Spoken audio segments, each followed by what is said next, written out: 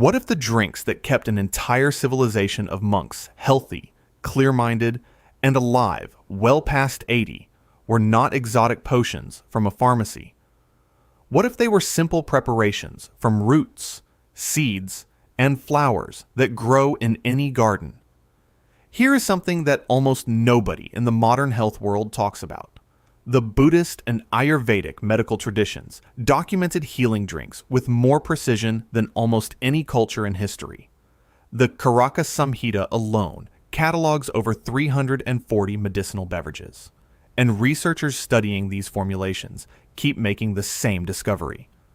Every single mechanism the ancient physicians described has a precise biochemical explanation. Today, 10 drinks. The elixirs that kept the monastery alive.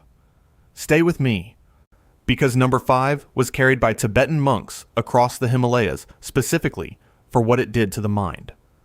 And number 2 has over 60 clinical trials behind it and was taken every single night without exception for 2,500 years.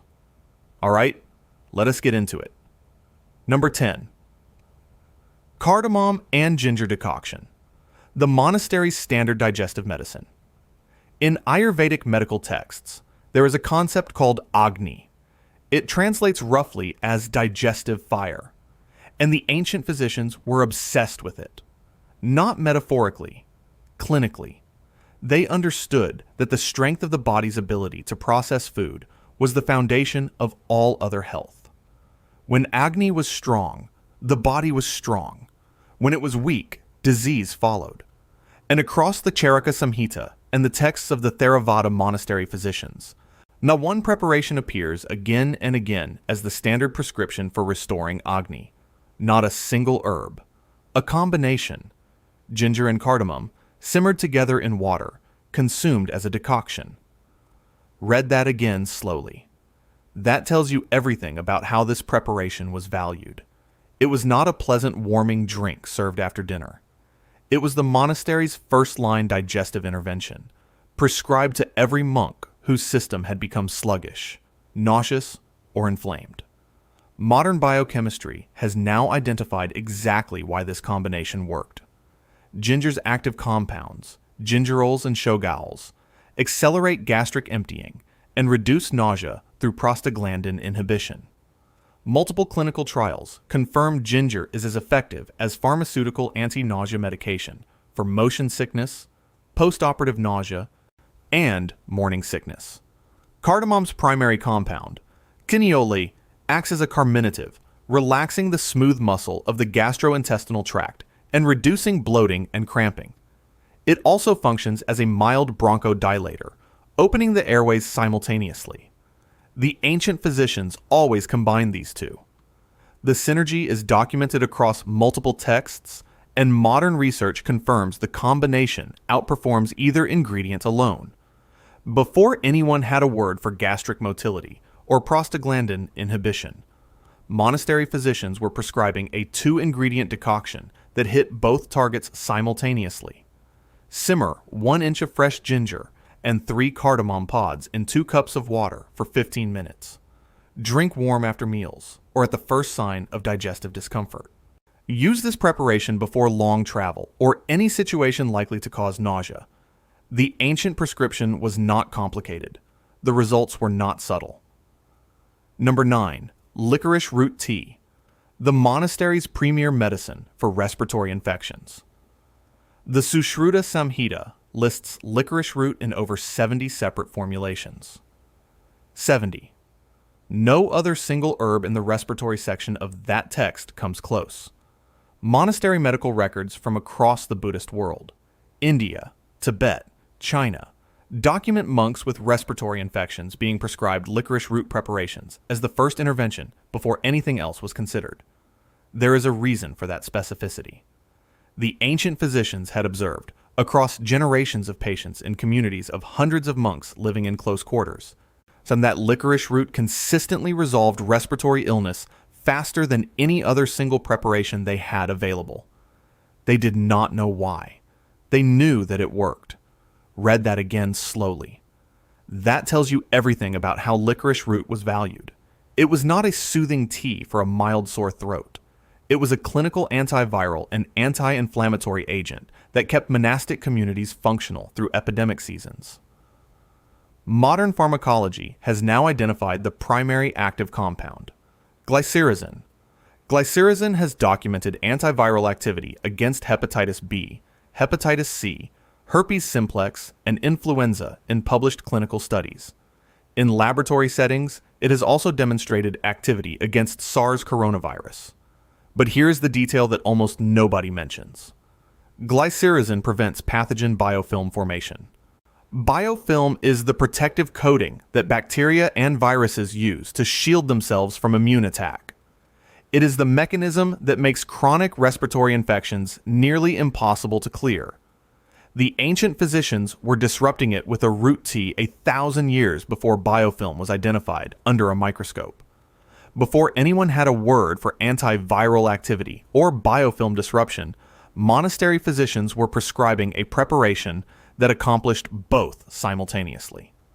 Steep 1 teaspoon of dried licorice root in hot water for 10 minutes and drink during illness. Use the deglycyrrhizinated form for daily preventive use, as high doses of pure glycyrrhizin over long periods can affect blood pressure. Reserve the full-strength preparation for therapeutic use during active infection. The monks used this precisely. So should you. Number 8. Brahmi tea, the drink that monastery students took before examinations. The Charaka Samhita has an entire therapeutic category called Medya Rasayana. It translates as mind-rejuvenating substances. And within this category, one herb holds the top position above every other: Brahmi. Known to botanists as Bako Pa Mo Nir E. The historical record is specific. Ancient monastery students, preparing for the oral examinations that required them to recite tens of thousands of lines of scripture from memory, were given Brahmi tea before their study sessions. This was not superstition. The physicians who prescribed it had observed across generations that monks who consumed it consistently demonstrated stronger recall, faster processing, and greater resistance to mental fatigue than those who did not. Read that again, slowly. That tells you everything about how Brahmi was valued. It was not a calming tea for anxious monks. It was a cognitive performance intervention taken with the same deliberateness that a modern student takes a nootropic stack before an exam. Modern neuroscience has now identified the mechanism. The active compounds are bacosides A and B. Bacosides physically repair damaged dendrites, the branching extensions of neurons that form synaptic connections, and promote the growth of new synaptic branches in existing neurons. This is not a metaphor for feeling sharper. It is literal structural repair of the brain's physical architecture.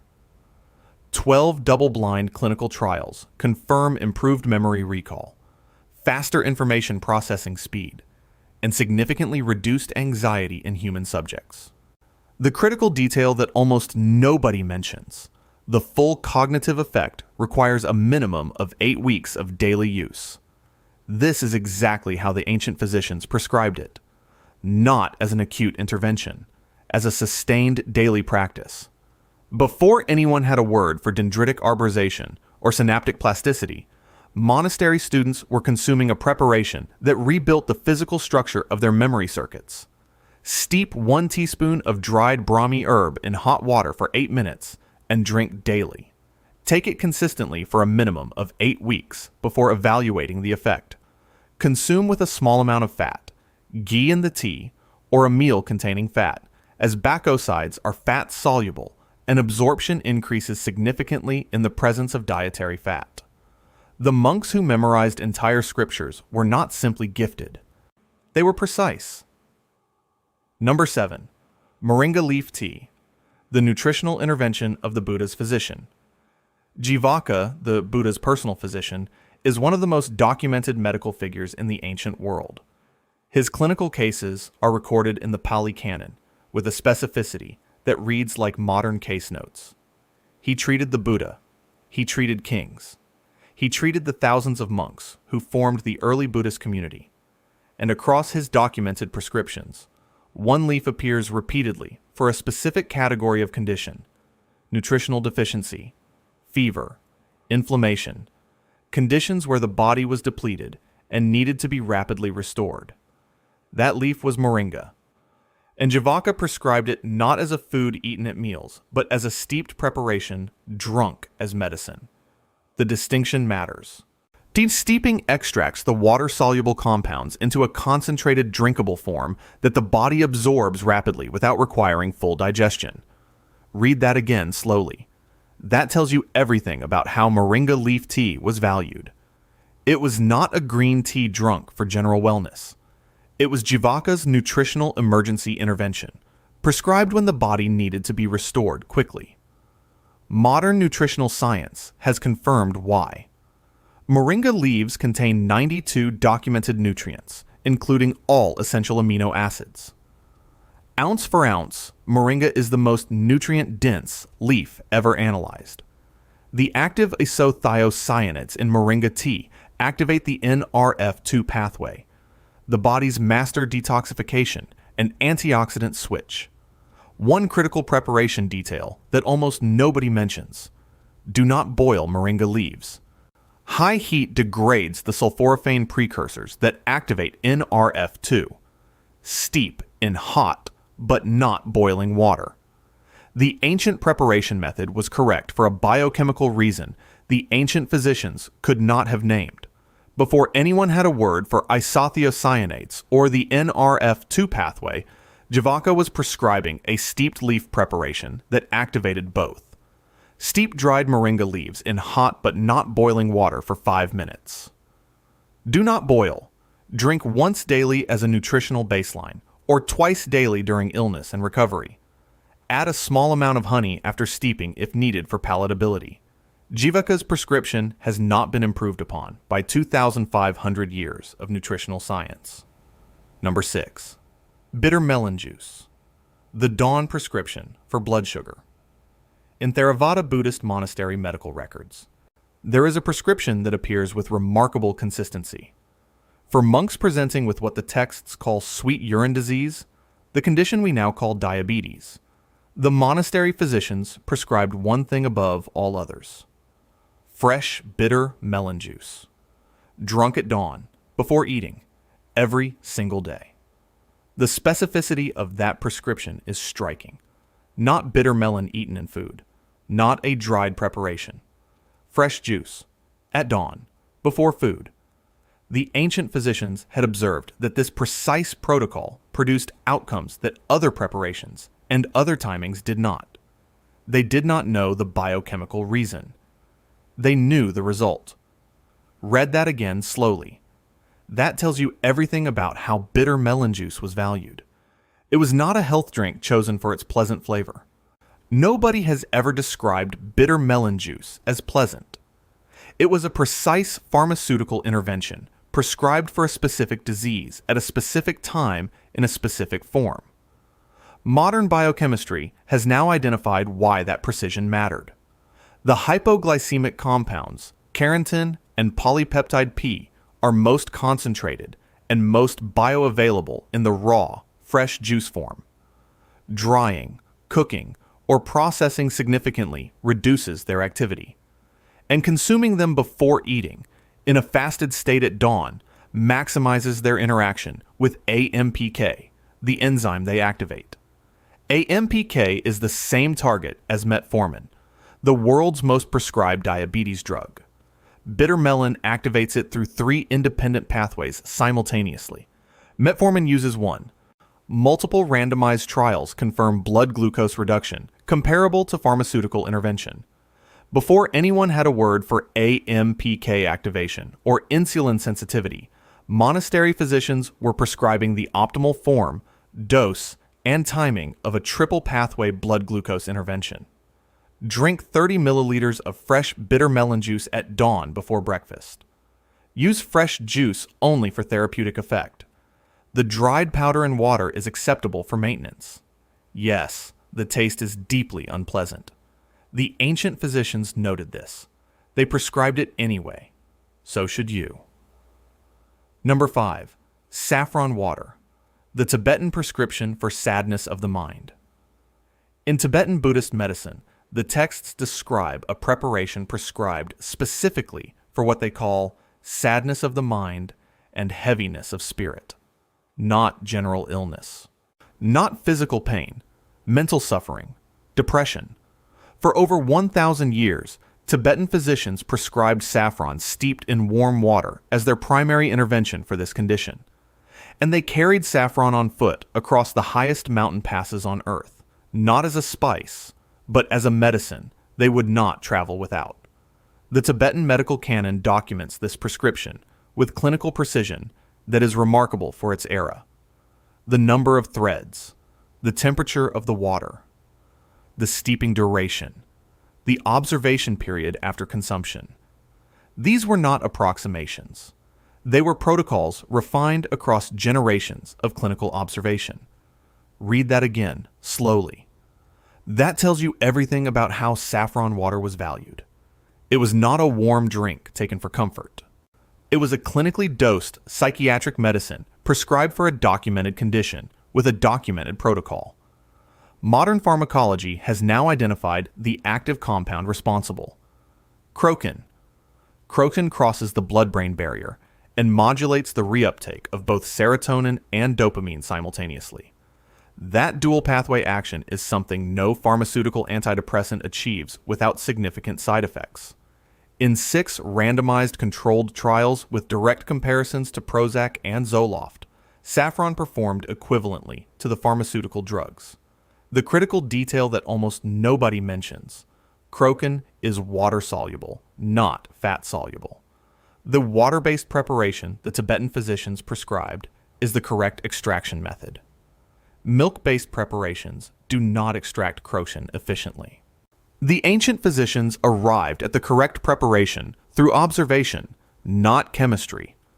A 2020 meta-analysis in the Journal of Affective Disorders confirmed saffron's antidepressant efficacy with a standardized effect size comparable to pharmaceutical SSRIs. Before anyone had a word for serotonin reuptake inhibition, Tibetan physicians were prescribing a water-extracted preparation that achieved the same molecular outcome. Steep 10 to 15 saffron threads in warm, not boiling, water for 10 minutes. Drink the preparation. Use water specifically, not milk. The curcumin requires water-based extraction to become bioavailable. The clinical dose is 30 milligrams, approximately 15 threads. The monks who carried this across the Himalayas understood its value. 6 clinical trials confirmed they were right. Number 4. Tulsi tea, the antimicrobial drink that grew in every monastery courtyard.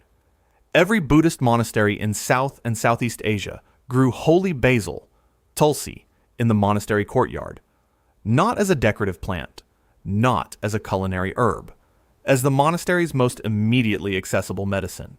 And the primary preparation was always the same: leaves steeped in hot water, drunk morning and evening, every day.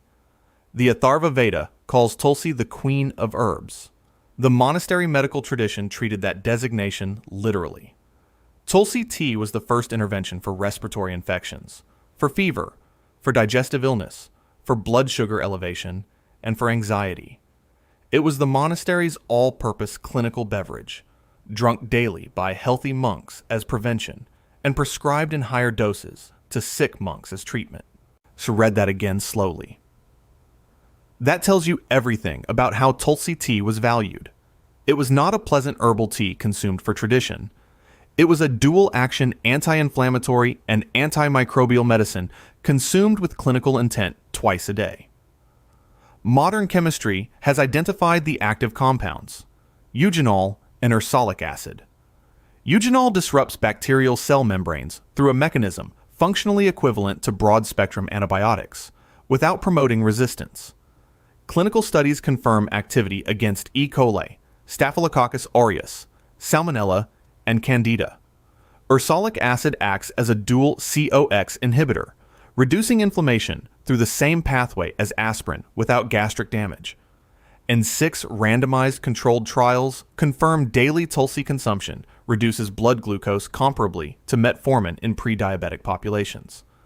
That last finding is the one that stops researchers. Pharmaceutical equivalent blood glucose control from a tea every monastery grew outside its front door. Before anyone had a word for COX inhibition or antimicrobial resistance mechanisms, every monastery in Asia was drinking a preparation with dual anti-inflammatory and broad-spectrum antimicrobial action twice daily. Steep, fresh, or dried tulsi leaves in hot water for 5 minutes. Drink morning and evening. Use leaves, stems, and seeds. The ancient texts specify all 3 parts, as medicinal and modern research confirms each contains distinct active compounds. The monastery grew this for a reason. Now you know the reason. Number 3. Ashwagandha milk, the cortisol prescription that kept monks resilient. The Charaka Samhita contains a prescription that appears specifically for monks and practitioners suffering from what the text describes as adrenal exhaustion, a condition the ancient physicians documented with striking clinical accuracy. The patient cannot sleep despite exhaustion. The mind races while the body is depleted. Resistance to illness drops. Emotional regulation deteriorates.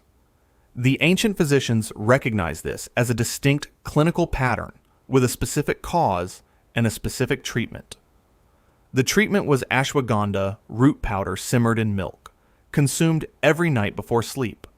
The Charaka Samhita calls this preparation Kshir-a-Pahka, which translates as ashwagandha processed in milk. The milk is not incidental. The fat in the milk was understood by ancient physicians to carry the active compounds more effectively into the body. This was empirical observation, not theory, and modern biochemistry has confirmed it completely. Read that again slowly. That tells you everything about how ashwagandha milk was valued.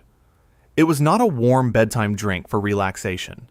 It was a clinical intervention for a documented physiological state, prescribed with a specific delivery mechanism chosen for biochemical reasons the ancient physicians identified through observation alone. Modern research has confirmed every component of this prescription. The active withanolides in ashwagandha are fat-soluble. Simmering in milk, fat dramatically increases their absorption and delivery across the blood-brain barrier. Y'all, multiple double-blind clinical trials confirm ashwagandha reduces serum cortisol by up to 30%. C-reactive protein, the primary systemic inflammation marker, decreases significantly. The evening timing is clinically significant. Cortisol follows a circadian rhythm, peaking in the morning and declining through the evening. Administering an HPA axis modulator during the natural cortisol decline. Window maximizes its regulatory effect. The ancient physicians prescribed it at night for a reason that modern chronobiology has now confirmed. Before anyone had a word for the HPA axis or cortisol chronobiology, Ayurvedic physicians were prescribing a fat-delivered adaptogen at the precise circadian window, where it produces the greatest effect. Simmer 1 teaspoon of ashwagandha root powder in 1 cup of milk for 15 minutes. Cool slightly. Add a small amount of raw honey after cooling. Drink every night before sleep. Use consistently for a minimum of 8 weeks. The ancient texts prescribed this as a rasayana, a long-term rejuvenating practice, not an acute remedy. Clinical trials confirm the full effect requires sustained use. The monks who designed this prescription were not guessing. They were observing across generations. We should follow what they documented. Number 2. Triphala tea, the nightly system reset of the monastery. Every night, for over 2,500 years, monks in Buddhist monasteries across the Indian subcontinent dissolved a dark, bitter powder into warm water and drank it before sleep, without exception, without days off. The Charaka Samhita calls this the great equalizer, not a cure for one disease. A preparation for the body to heal everything. 3 fruits, amalaki, bibitaki, haritaki, each targeting a different system. together forming what the ancient pharmacists called a complete multi-pathway intervention. The physicians who designed this blend were not herbalists, choosing plants that smelled pleasant or tasted agreeable. Triphala tastes deeply unpleasant. They were systematic clinicians, building a formula that addressed antioxidant protection, gut motility, liver function, and immune defense simultaneously, in a single nightly dose. Read that again slowly. That tells you everything about how Triphala tea was valued. It was not a health ritual performed for tradition. It was the monastery's non-negotiable nightly medicine, taken by every monk who wanted to live well and age slowly. Modern research has published over 60 clinical trials on Triphala's components. The active compounds are gallic acid, ellagic acid, and chebulinic acid. Gallic acid from amalaki reduces LDL oxidation, the first step in arterial disease. Ellagic acid from bibataki inhibits mTOR, the cellular protein that drives biological aging. Chebulinic acid from haritaki demonstrates antibacterial activity against both gram-positive and gram-negative pathogens. And haritaki specifically activates the FOXO3 gene, the longevity gene present in virtually every human supercentenarian population ever studied. The ancient physicians who combined these three fruits were engineering a preparation that hit longevity targets modern genetics only identified in the last decade. Before anyone had a word for mTOR inhibition or FOXO3 activation, the Buddhist pharmacists were already delivering both in a single nightly cup. Steep 1 teaspoon of Triphala powder in warm, not boiling, water for 5 minutes. Drink before sleep. Use every night without interruption. This is a lifelong practice, not a course of treatment. The taste is intentionally bitter. The ancient texts state the bitterness is part of the medicine. The monks drank it anyway, every night, for their entire lives. The 60 published trials explain why they were right. Number 1. Golden milk. The anti-inflammatory prescription that healed an empire. The Charaka Samhita contains a prescription that appears in its sections on joint disease, respiratory disease, sleep disorders, and systemic inflammation. Not 4 separate prescriptions. 1. The same preparation prescribed for 4 distinct conditions. Warm milk, turmeric, black pepper, and in many formulations, a small amount of ghee. This is golden milk. And it was not a trending wellness drink. It was the monastery's most broadly prescribed oral medicine, chosen specifically because its active compound, curcumin, required fat and piperine to become bioavailable in the human body. The ancient physicians knew this through observation. They arrived at the precise formulation, fat delivery plus piperine activation, that modern biochemistry has confirmed as the only way to get curcumin into the bloodstream in meaningful concentrations. Read that again slowly. That tells you everything about how golden milk was valued. It was not warm milk with a pinch of turmeric for color. It was a precisely engineered pharmaceutical delivery system.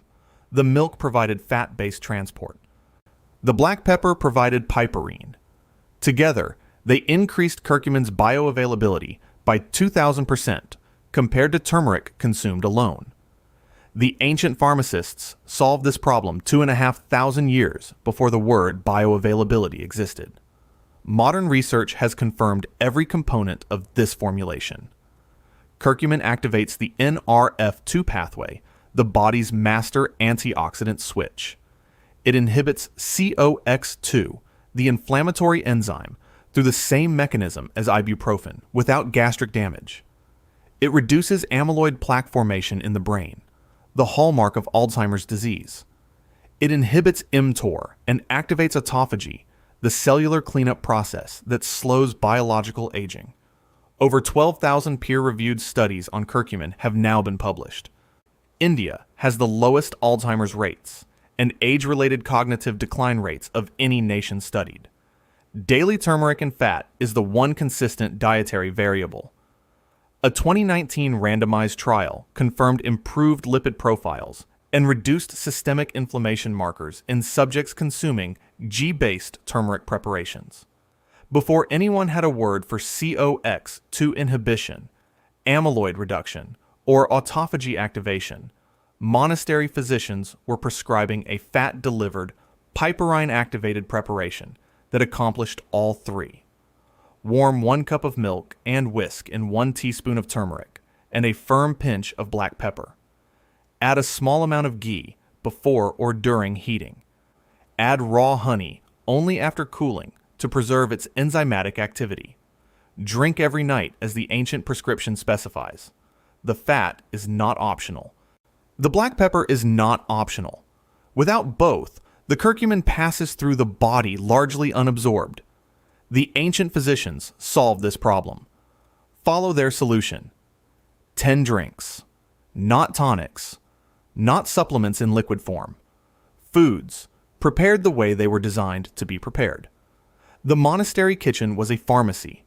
Every cup was a clinical decision. Every preparation was refined across generations of observation and outcome. Modern science did not discover these mechanisms. It confirmed them, and that confirmation should change what you drink every morning and every night. The knowledge has been sitting in these texts for 2,500 years. It was never lost. It was simply forgotten. Drop a comment below and tell me which drink surprised you most. Subscribe and hit the bell. We post every week, and we are just getting started. The next video goes even deeper. You do not want to miss it.